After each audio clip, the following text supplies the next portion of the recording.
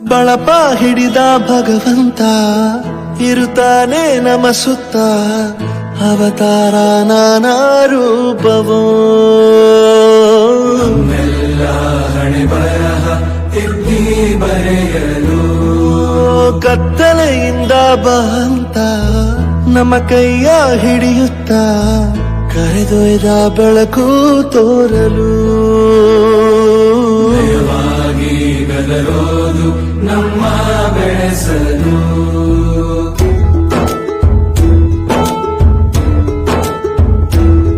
ಭಾಷೆ ಅಮೃತ ಕುಡಿಸೋ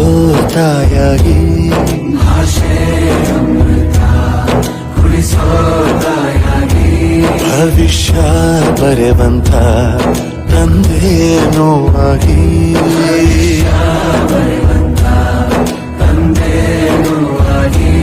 ಚಂದದ ಜೀವನ